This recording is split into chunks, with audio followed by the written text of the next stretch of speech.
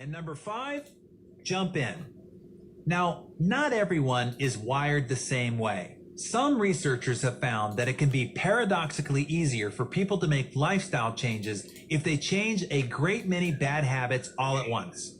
For example, pioneering cardiologist Dr. Dean Ornish found he could reverse people's advanced heart disease without medication or surgery with dramatic lifestyle changes. He discovered they often found it easier to say goodbye to almost all of their bad habits all at once.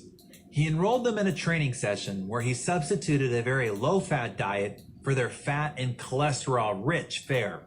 The program included exercise, getting them off their couches and walking or jogging, as well as stress reduction techniques and other heart-healthy habits. Amazingly, in less than a month, these patients learned to let go of a lifetime of bad habits and embrace new ones, and they went on to experience dramatic health benefits after a year as a result. Personally, I find this to be the exception and not the rule, but you'll have to figure out the strategy that works best for you. When I was a kid, my family camped at a little-known spot called Lake Rollins. The lake, situated not far from the Sierras in Northern California, is fed from glaciers that melt from atop the mountains of Lake Tahoe. The water is ridiculously cold. Every day we were there, my dad insisted that I water ski in this polar pond. All day, I would be quietly anxious about the dreaded call to go in. Now, I loved the water ski. I just hated getting in the water.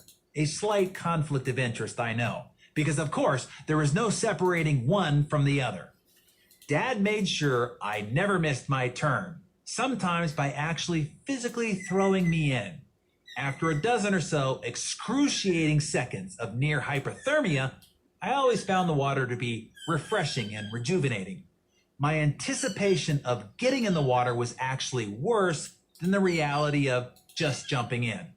Once my body acclimated, water skiing was a blast. And yet, I went through this cycle of dread and relief each and every time.